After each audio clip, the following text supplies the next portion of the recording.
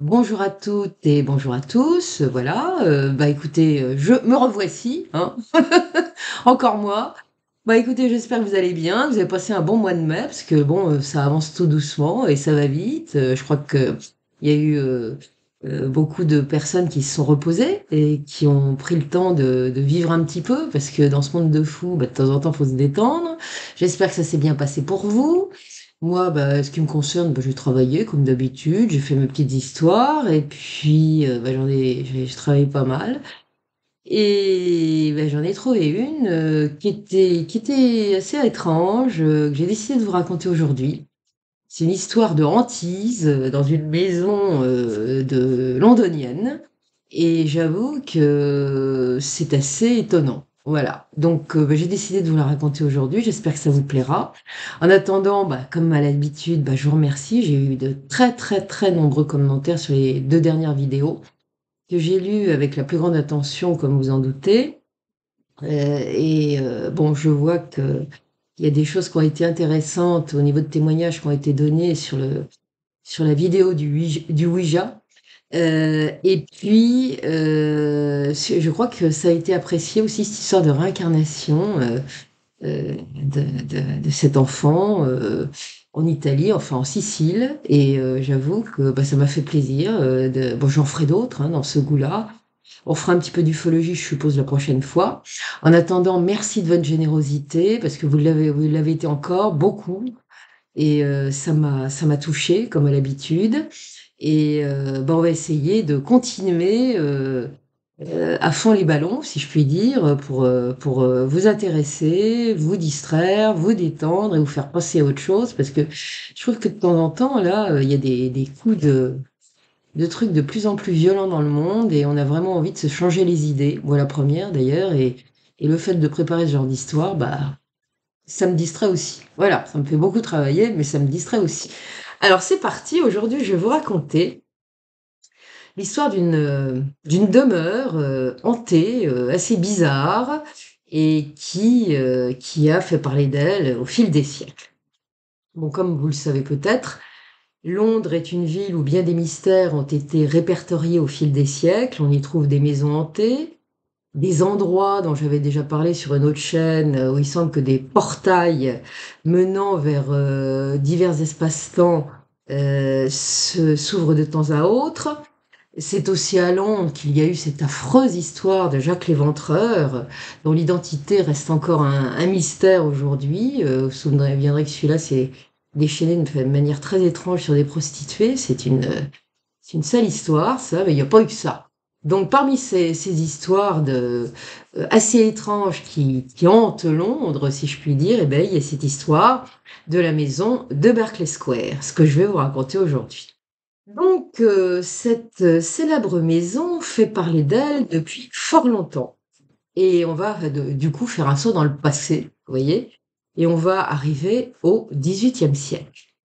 Alors, en ce XVIIIe siècle, qui est le siècle de lumière, comme vous le savez, la capitale britannique prospère et s'étend. Certains quartiers devenus très huppés de nos jours, en ce siècle des Lumières, se comptent, et parmi eux, il y a celui de Mayfair, où se situe le fameux Berkeley Square. Et ce quartier de Londres a été ainsi baptisé lors de d'une foire au bétail qui se tient là-bas depuis longtemps. On est à l'époque à la campagne, depuis 1800 et en 1686, pardon. On va décider de baptiser l'endroit d'un certain nom qui sera celui de Mayfair. Et pourquoi? Parce que cette foire au bétail, aux bestiaux, se tient chaque année depuis bien longtemps au mois de mai. C'est donc au XVIIIe siècle que cette zone encore campagnarde va devenir un quartier raffiné, ceci du fait de l'aristocratie qui va y faire édifier de magnifiques demeures. Et de nos jours, le quartier de Mayfair, dont vous avez peut-être entendu parler, est l'un où on en trouve parmi les plus beaux palais de la capitale, les plus belles maisons. Et c'est aussi dans ce quartier que vous trouverez les palaces les plus luxueux de la capitale britannique. À Berkeley Square, ce sont d'élégantes demeures de style victorien qui entourent un très joli parc, comme vous pouvez le voir. Et c'est donc au numéro 50 que se trouve cette belle maison qui va faire parler d'elle et que l'on qualifie encore de nos jours comme étant la maison la plus hantée de Londres. Elle a en effet depuis bien longtemps une vilaine réputation de hantise. Diverses entités l'auraient visitée, dont une particulièrement maléfique, que l'on a fini par baptiser la chose sans nom. Une qualification fort étrange, mais vous allez bientôt en comprendre la raison. Toujours est-il que cette maison a été édifiée en 1740 par un certain William Kent. Différents locataires l'ont habitée au fil du temps, dont un certain monsieur Dupré, qui aura enfermé, dit-on, dans l'une des chambres du deuxième étage, son frère revenu, en état de démence, d'un voyage en Afrique. Il semble que ce soit d'ailleurs après le décès de ce monsieur que d'étranges phénomènes aient commencé à se produire dans la demeure. On sait qu'elle fut par la suite la demeure de George Canning, qui est un brillant politicien, qui était d'ailleurs un ennemi juré de l'empereur Napoléon, qui occupa tour à tour les charges de Premier ministre et de ministre des Affaires étrangères. Il va vivre dans cette demeure de sa naissance en 1770 jusqu'à son décès en 1827. L'homme va confier souvent à des amis, à des relations, qu'il s'y produisait souvent des bruits inquiétants, notamment au deuxième étage, et aussi que lui-même y aurait expérimenté des phénomènes parapsychiques. Cela vint un jour aux oreilles d'un politicien, un membre du Parlement, un certain Thomas Littleton, baron de Franklin, qui s'intéressait, lui aussi et comme tant d'autres, aux choses occultes. Curieux de vérifier la sulfureuse réputation de la demeure du ministre George Canning, et suite à un pari, il va demander à ce dernier s'il est possible d'aller passer une nuit dans la fameuse chambre du second étage de sa maison de Berkeley Square. L'autorisation va lui être accordée, et de cette nuit, figurez-vous, il se souviendra pour longtemps, peut-être jusqu'à la fin de ses jours. En attendant, prudent, le baron a pris la précaution de venir avec un fusil, mais aussi avec un tromblon, regorgeant de pièces bénies, serait-ce celle-ci qui lui aurait sauvé la vie, parce que vous allez voir qu'il va passer un sale quart d'heure. Au petit matin, en effet, eh bien, le jour commence à peine à se lever, et voilà qu'il est réveillé en sursaut, tandis que le submerge une désagréable impression de n'être plus seul dans la chambre. La porte de la chambre étant ouverte, il aperçoit aussitôt une inquiétante forme obscure qui se tient dressée sur son seuil. Ni une ni deux, il saisit de son fusil et fait feu sur la créature. Il entend alors un terrifiant craquement et la voix s'effondrer. Le bruit que fera sa chute sur le sol sera très audible et on ne peut plus matériel. Mais le plus incroyable, c'est que dans l'instant, et à sa plus grande stupeur, l'entité va se volatiliser sous ses yeux. Et tant qu'à faire, une anecdote pour le moins singulière concernant la fin de Thomas Littleton mérite d'être apportée, parce qu'il a fait cette expérience, mais il en a fait d'autres. Et un beau jour, voilà ce qui lui arrive à ce brave homme. Il est vieux maintenant, c'est plus quelqu'un de jeune. Et voilà qu'un petit oiseau rentre dans sa chambre et il va entendre l'oiseau lui parler pour lui annoncer qu'il ne lui reste plus que 3 jours à vivre. Il va évidemment s'en ouvrir à son entourage. Était-il inquiet de cela? En tout cas, l'histoire ne le dit pas. Mais toujours est-il qu'il rendra effectivement l'âme dans les 3 jours qui suivront. 3 jours exactement après que l'oiseau lui ait fait cette prédiction. Quand même très étrange.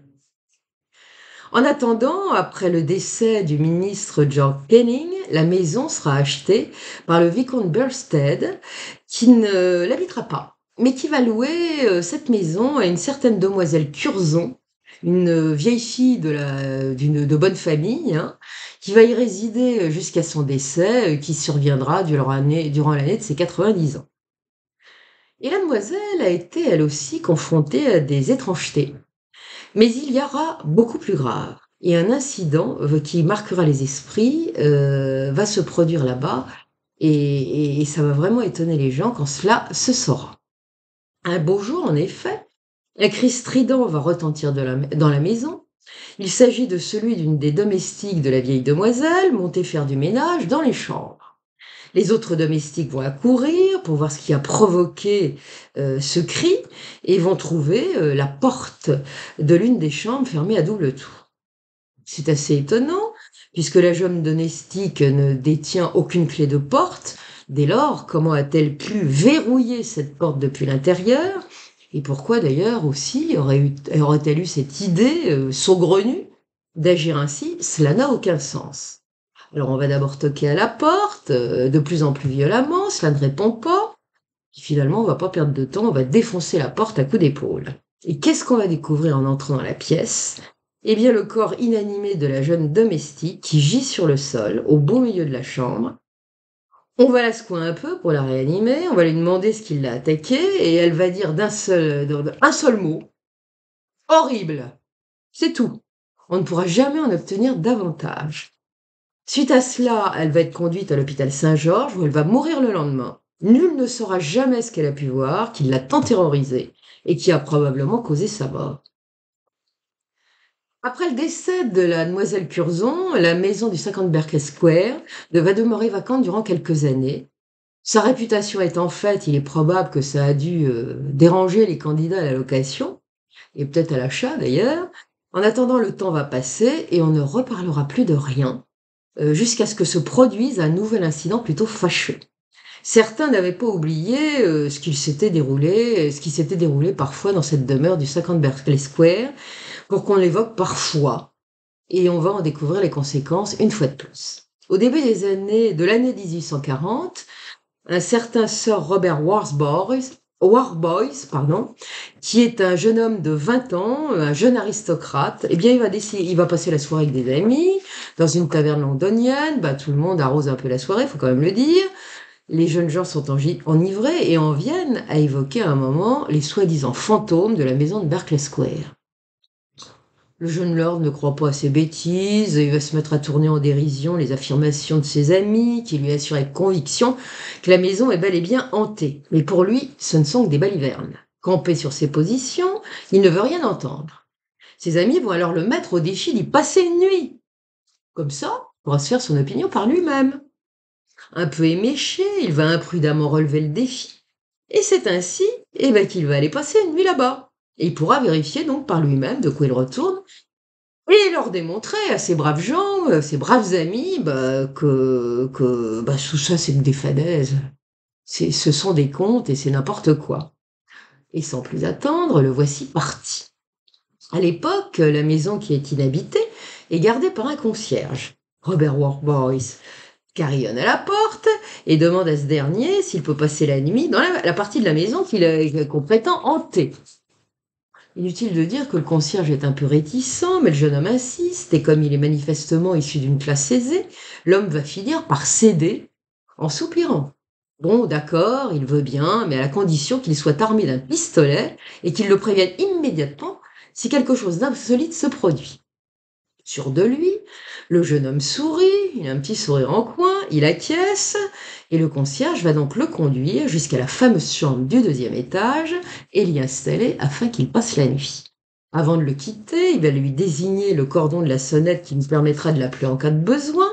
Il va aussi déposer sur un guéridon près du lit un pistolet chargé ainsi qu'une bougie.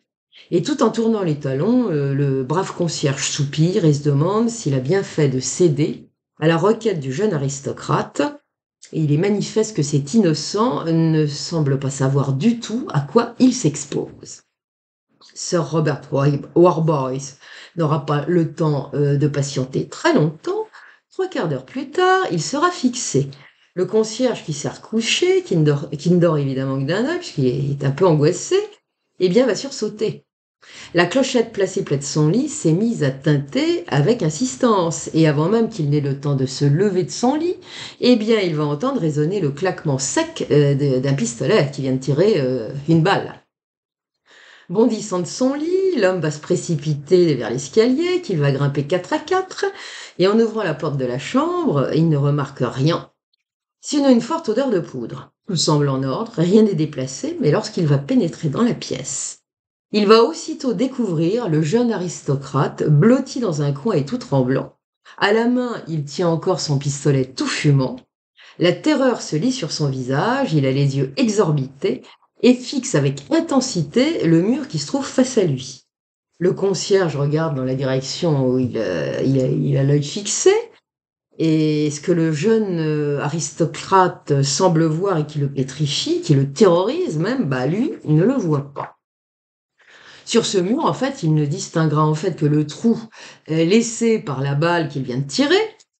Sir Warboys ne voulait pas croire à ses balivernes, et bien le voilà désormais fixé. Et la maison du 50 Berkeley Square, eh ben, elle est bien hantée, maintenant il le sait, et ça se saura aussi. Bon, reste à savoir ce que le jeune homme a pu voir. L'histoire ne le dit pas. On ne saura jamais ce qui l'a mis dans cet état Enfin, il était pétrifié. Voilà.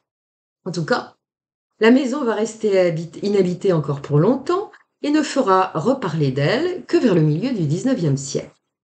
Mr. Myers, qui est un jeune homme fortuné, qui est sur le point de convoler, l'a loué afin d'y installer sa future épouse. Il est fou amoureux de la jeune fille, il n'a pas lésiné sur les moyens, vu qu'il est très riche, et il a dépensé sans compter pour la meubler avec goût.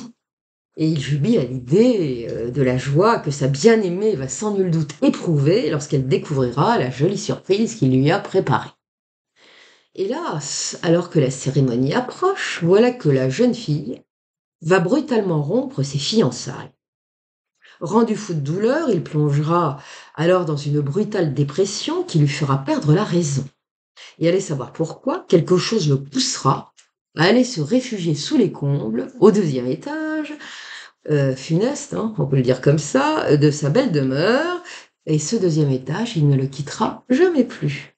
Chaque soir, dès la tombée de la nuit, les passants qui passent dans la rue pourront voir sa silhouette se déplacer d'une pièce à l'autre, une chandelle à la main, et on ne le reverra plus, cet homme, jamais sortir de sa maison. Alors, les années passant, évidemment, la maison est laissée à l'abandon, ça se détériore, Monsieur Meyers ne règle plus ses loyers, ses propriétaires vont finir par ne plus payer l'impôt afférent à la maison à la ville de Londres. C'est ainsi qu'en 1873, eh bien, les propriétaires de cette maison seront invités à comparaître devant le conseil municipal de la capitale afin de s'expliquer. Et un juge sera ensuite chargé de juger l'affaire, mais il renoncera finalement aux poursuites, car comme tant d'autres, celui-là n'ignore pas la réputation de hantise dont est affligée la demeure du 50 Berkeley Square. Mr. Myers finira par quitter la maison. On ne sait si c'est mort ou vif, hein, l'histoire ne l'indique pas.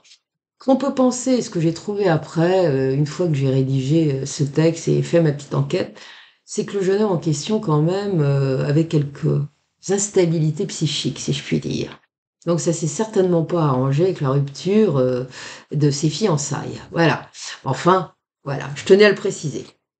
En tout cas, suite à cela, le mythe de la maison maudite de Berkeley Square va circuler encore un peu plus. Une rumeur parmi d'autres se répandra, voulant notamment que lorsque l'on pose les mains sur les murs de la maison, il serait possible de ressentir une sorte de vibration, un peu semblable à celle qui serait provoquée par un courant électrique. Les spirites de l'époque victorienne et nombre d'intellectuels de cette époque vont s'intéresser à l'endroit qui est désormais désert puisque nul ne souhaite plus depuis longtemps y vivre. Et un certain Frederick Doverton, qui est membre de la Spiritualist Society, lui consacrerait même une étude, c'est vous dire que ça intéresse ces sociétés spirites de l'époque. Toujours est-il que le temps passant, la demeure va continuer de tomber en ruine, ce qui finira par attirer l'attention de la presse, toujours à l'affût d'un bon scoop, et c'est ainsi que le Mayfair Magazine publiera en 1879 un article à l'attention de ses lecteurs, friands de sensationnel. Soulignant l'état de décrépitude de la demeure abandonnée et l'absence de panneaux à louer, cet article rapportera quelques histoires croustillantes sur les mésaventures parfois terribles qui auraient vécu certains de ses habitants. Plus tard, on retrouvera toutes ces histoires dans divers ouvrages consacrés aux lieux les plus hantés de Londres, dont celle que je vais vous raconter. Ainsi, un certain Mr. John Benson avait loué la maison qui était alors dans un état encore acceptable à l'époque. Et ceci, alors on n'a pas de date précise, hein. Enfin bon, en tout cas c'était avant que ça tombe en ruine. Et ceci afin d'y habiter avec ses deux jeunes filles adolescentes. Et dès qu'elle y avait emménagé, l'aînée des jeunes filles s'était plainte auprès de son papa qu'il y régnait une affreuse odeur, ça sentait quelque chose de très prenant, à la fois d'humidité, mais de quelque chose de désagréable qu'elle comparera à l'odeur dégagée par les animaux, qui sont parqués dans un zoo. Donc c'est pas terrible comme odeur. Bien vite, les membres de la famille Benson vont remarquer que d'étranges phénomènes s'y produisent, que Monsieur Benson relatera régulièrement à ses amis lorsqu'ils seront à son club. Vous savez que les gens de la bonne société londonienne ont des clubs où ils se réunissent pour discuter entre eux. Et donc, il raconte tout ça. Les copains, ses amis, plus exactement, parce qu'on parle pas de copains à l'époque, sont très friands de ces petites histoires. Bon, enfin bon, ils sont un peu dubitatifs, ils n'y croient pas trop, il faut bien le dire. Et c'est ainsi que John Benson va lancer un pari. Pari que va relever d'ailleurs le fiancé de sa fille aînée, et cet homme est le capitaine Kettenfield. Et voilà que ce dernier s'engage ainsi à aller passer la nuit dans la fameuse chambre considérée comme la pièce la plus hantée de la maison. En vue de sa venue, une servante va évidemment aller préparer la fameuse chambre, et au bout de quelques minutes, rebelote, c'est pour l'énième fois, on va l'entendre hurler de terreur. On va se précipiter, on va la trouver allongée sur le sol de la chambre, en larmes et paniquée. Elle ne cesse de répéter « Ne le laissez pas me toucher ». On tentera évidemment d'en savoir davantage, mais ce sera en vain. Elle sera si confuse dans ses explications que nul ne pourra savoir exactement ce qu'elle a vu. Et comme elle semble aussi, une fois de plus, comme de précédentes victimes, avoir perdu la raison, eh ben on va la transporter à l'asile, où elle mourra, elle aussi, le lendemain de son arrivée, emportant avec elle son secret dans la tombe. Ne voulant peut-être pas passer pour un lâche qui ne tient pas ses paris, le capitaine Kentyfield va annoncer à son futur beau-père qu'il va passer lui aussi la nuit dans la chambre. Il veut voir ce qu'il se passe. Bon, prudent, il a quand même pris la précaution de se munir d'une arme. Et une demi-heure après qu'il ait gagné la fameuse chambre, la famille Benson et les domestiques vont l'entendre pousser de terribles hurlements qui seront suivis d'un coup de feu. Une fois encore, on va se précipiter, comme la domestique quelques jours plus tôt. Ben, on va le trouver étendu sur le sol, allongé sur le dos, les traits du visage tordus par la terreur. Il semble avoir perdu connaissance. En fait, c'est beaucoup plus grave, puisque le jeune capitaine a rendu l'âme. On fera venir un médecin, évidemment, qui va constater le décès et avancera que sans nul doute, le malheureux est mort de peur. C'est d'ailleurs ce qu'il mentionnera sur son acte de décès. En 1887, ce seront deux jeunes marins qui vivront le moment le plus épouvantable de leur vie dans la maison du 50 Berkeley Square. Robert Martin et Edward Blunden, qui faisaient partie de l'équipage d'un bateau, un bateau nommé le Pénélope, qui est un bateau qui vient de Portsmouth, se promènent dans le quartier de Mayfair un soir et ils sont passablement éméchés après une soirée de fête. Et en passant devant une demeure de Berkeley Square, qui leur a semblé inoccupée, et sur la grille de laquelle est apposé un panneau mentionnant qu'elle est allouée, ils vont décider imprudemment d'aller s'y reposer. Sa porte étant fermée à double tour, ils vont pas s'embarrasser de principe et vont forcer une fenêtre afin de s'y introduire. Comme le rez-de-chaussée est affreusement humide et qu'il y sent mauvais, que les rails pullulent aussi, ils vont décider d'aller voir à l'étage. Premier étage n'est pas très engageant, il est vidé de ses meubles, donc ils vont grimper au second étage. Et là, une seule chambre est meublée. C'est une aubaine. Pour autant, Edward Blunden ne va pas se montrer très enthousiaste. Quelque chose le gêne dans cette pièce, même s'il ne sait pas trop quoi. Il va le dire à son compagnon de beuverie, mais ce dernier, qui est probablement moins lucide que lui et peut-être un peu plus éméché, va refuser tout net de quitter les lieux. Ah non, à cette heure, pas question d'aller dormir ailleurs, certainement pas dans une auberge, il a bien assez dépensé. Comme l'odeur de la chambrette est pestilentielle, le fameux Robert Martin va ouvrir une fenêtre et il va la coincer pour pas qu'elle redescende. Vous savez, c'est les fenêtres qui s'ouvrent comme ça. Va coincer à l'aide de son fusil la fameuse fenêtre pour pas qu'elle se referme. Bon. Finalement, Edward Blunden va se résigner à dormir dans le fameux lit, en dépit de son mauvais pressentiment.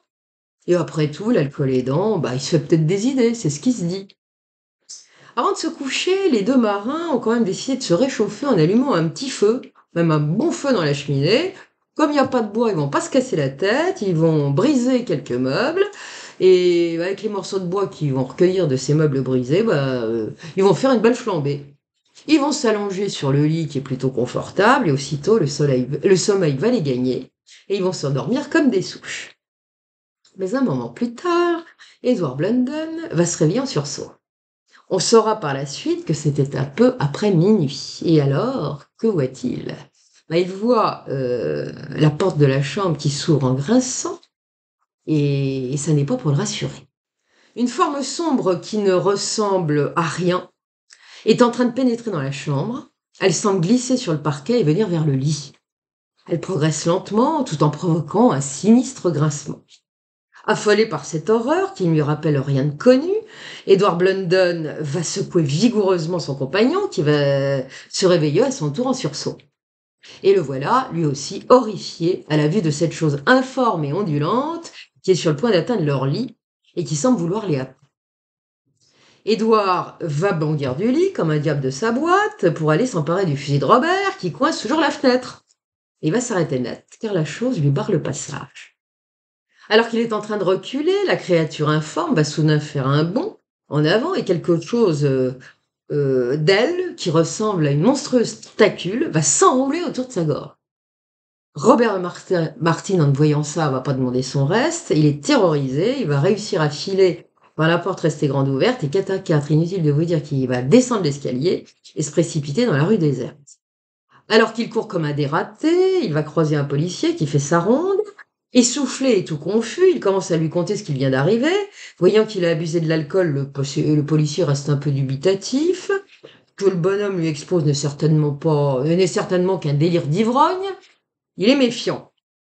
Cependant, l'ivrogne en question a l'air si terrorisé qu'il se dit qu'il s'est tout de même passé peut-être quelque chose. Après tout, le jeune homme est un marin, et en général, ceux-là ont le cœur bien accroché. Il ne panique pas comme cela, à moins d'avoir été confronté à un danger, un grave péril même. Le policier va donc accepter de le suivre jusqu'à la maison de Berkeley Square. Ils vont grimper directement jusqu'au 2e étage, mais lorsqu'ils vont pénétrer dans cette maudite chambre, ils ne pourront que constater qu'elle est vide. Pas trace d'Edward Blunden. Il s'est volatilisé. Robert Martin va récupérer son fusil qui traîne là. Les 2 hommes vont entreprendre de fouiller la maison, de fond en comble, et c'est finalement au rez-de-chaussée, au pied de l'escalier, qu'ils vont découvrir l'horreur. Le corps d'Edward Blunden gît sur le sol humide, désarticulé et décapité. Ils vont retrouver sa tête arrachée un peu plus loin. Ses traits sont tordus par la terreur, il a les yeux grands ouverts. Et dans ses yeux grands ouverts se lit encore l'effroi de ses derniers instants. Pauvre marin. La presse se fera l'écho du drame, comme le démontre cet article de l'époque, et après cela, la maison de Berkeley Square ne fera plus vraiment parler d'elle, si ce n'est d'ailleurs que très occasionnellement.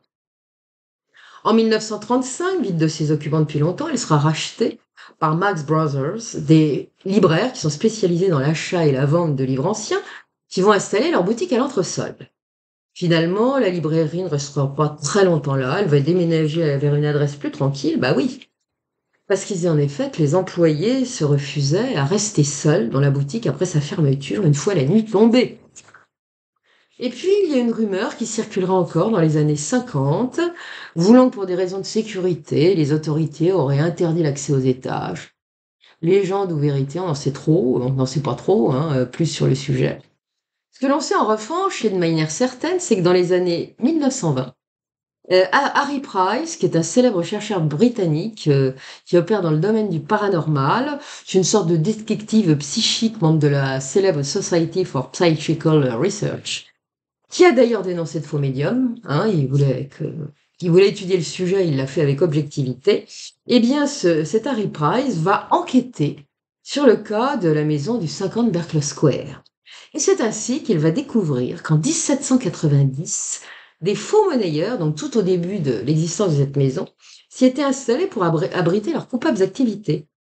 Donc Harry Price s'est donc demandé si cela ne m'aurait pas inventé une histoire de hantise afin de maintenir à l'écart d'éventuels curieux. Mais poursuivant son enquête avec sérieux, le sérieux qu'il caractérise, il va finir par conclure quand même que la maison du 50 Berkeley Square a bel et bien été hantée durant très longtemps et qu'une entité manifestement particulièrement agressif s'y est manifesté, ceci jusqu'en 1840. Pour ce qui concerne les années ultérieures, il sera plus prudent. Il émettra un doute, faute de documents et de témoignages suffisamment probants à ses yeux. Alors maintenant, parlons de l'entité. Quelques témoins qui ont été confrontés à l'entité régulièrement, vont dire qu'elle était particulièrement agressive et elle a été baptisée la chose sans nom.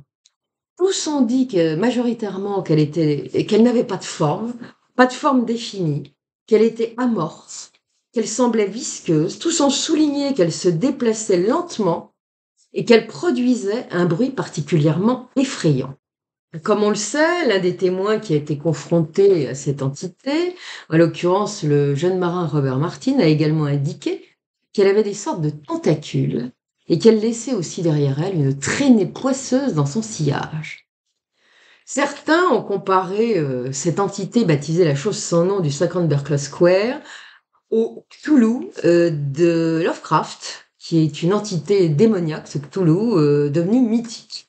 Alors, Lovecraft, c'est un célèbre auteur de science-fiction, comme vous le savez certainement, qui avait imaginé un univers où la Terre serait dominée par les grands anciens, censés réapparaître à l'occasion d'une conjonction de planètes favorables. Et parmi ces grands anciens, il y avait ce fameux Cthulhu, Cthulhu, je ne sais pas trop comment on prononce ça, dissimulé sous les flots de l'océan Pacifique, qui attendait son heure, on pourrait dire. Alors celui-là était un mélange de kraken, de mothman, de dagon. Alors le dagon, c'est l'ancien dieu des Philistins. Enfin bon, bref, quelque chose qui n'avait pas l'air très sympathique. Lovecraft en a d'ailleurs fait une illustration en 1934 que vous pouvez voir, et comme vous pouvez le remarquer, l'entité a un corps de forme humaine recouvert d'écailles, sa tête est agrémentée de tentacules, comme ça ressemble un peu à un calamar, et elle a également des ailes comparables à celles des chauves-souris. Et apparemment, il n'y a pas eu que cette entité informe et dangereuse qui soit manifestée au 50 Berkeley Square. Il semblerait que des personnes occupant des maisons proches auraient eu très très souvent l'occasion d'entendre des bruits effrayants qui en provenaient, parfois aussi de sinistres hurlements alors que la maison était pourtant inoccupée. Souvent, on aurait vu aussi, paraît-il, derrière les fenêtres sombres de cette maison, apparaître des visages fantomatiques d'une pâleur à faire peur. Certains supposeront que ces manifestations fantomatiques pourraient bien être celles de personnes mortes dans des conditions affreuses dans cette maison. Il n'y en a pas eu qu'une fois. Bah oui, il y en a eu plusieurs. Décédées de morts suspectes entre ces murs, ce qui est quand même en soi pour le moins intriguant. Parce que c'est quand même plutôt rare qu'il y ait des morts violentes et inexpliquées qui se multiplient dans un endroit, et ça a été le cas de cette fameuse maison du 50 Berkeley Square. Ainsi, on évoquera souvent le fantôme d'une petite fille qui aurait été assassinée là par une domestique un peu cruelle et sadique à la fin du XVIIIe siècle. Et cette petite fille, le fantôme de cette petite fille, aurait été observé à diverses reprises derrière les vitres de la fenêtre de la chambre maudite. Certains ont pensé que parmi les fantômes masculins qui ont été aperçus aux fenêtres du second étage, bien deux d'entre eux pourraient être peut-être celui du frère de Monsieur Dupré, qui, comme vous le savez, est mort dément, enfin, il est en état de démence quand il est revenu d'un voyage en Afrique qu'on avait enfermé là pendant des années, hein. Ou peut-être celui du malheureux Mr. Myers, qui ne se remit jamais de la rupture de ses fiançailles et qui resta dans la maison, tel un fantôme, à la hantée. Enfin bon, c'est peut-être l'un des deux fantômes en tout cas. Sera aussi souvent évoquée la manifestation au dernier étage de cette maison d'une entité féminine dont on dira qu'il pourrait s'agir du fantôme d'une certaine Adeline, qui avait pour habitude de se manifester soit sous forme d'un brouillard brunâtre, soit sous la forme d'une silhouette blanche. Et pour cette malheureuse jeune fille, eh bien, il se dit qu'elle aurait été enfermée par sa famille à cet étage, alors qu'elle aurait perdu la raison après avoir subi les avances d'un oncle dépravé. Elle aurait d'ailleurs fini, paraît-il, par se suicider dans la fameuse chambre maudite. Alors que penser et dire de tout cela? Il est certain que des phénomènes paranormaux se sont déroulés à cet endroit. qui ont été observés au fil des siècles. Mais ça, c'est indéniable. Mais bon, ce qui est probable, c'est que ces phénomènes et leurs fréquences ont certainement été exagérés. Vous savez, à chaque fois qu'on parle d'un lieu maudit, de quelque chose comme ça, on en rajoute. Je pense qu'il y a eu quelque chose, personnellement, sans nul doute, quelque chose, qui a eu des conséquences graves et mais bon, peut-être pas autant. En tout cas, pour l'heure, eh bien, ça restera un grand mystère et ce grand mystère, je viens de vous le raconter. J'espère que ça vous a plu, que vous avez passé un bon moment, et que, bah, si vous allez un jour à Londres, qui sait si l'idée vous viendra d'aller faire un petit tour à Berkeley Square. Si vous ne visitez pas la maison, parce que je sais pas si elle l'aime, je pense que oui quand même, bah, vous pouvez toujours aller vous promener dans le parc, qui est un endroit absolument paisible et merveilleux, très joli au printemps parce qu'il y a plein de fleurs. Donc, bah, vous passerez certainement un bon moment. Voilà. Bah, écoutez, je vous remercie pour votre attention. Je vous souhaite, comme à l'habitude, bah, de passer un bon moment avec cette vidéo qui, j'espère, vous conviendra. Je vous dis à bientôt aussi. Encore merci pour vos gentils commentaires, pour votre générosité. Je vois que les vues sont toujours constantes, en nombre. Et puis, je vois surtout que les abonnements sont de plus en plus. Donc, bah, je suis vraiment contente, hein. Voilà. Donc encore merci, à bientôt et la prochaine fois, je crois que je vous parlerai d'ufologie. Au revoir.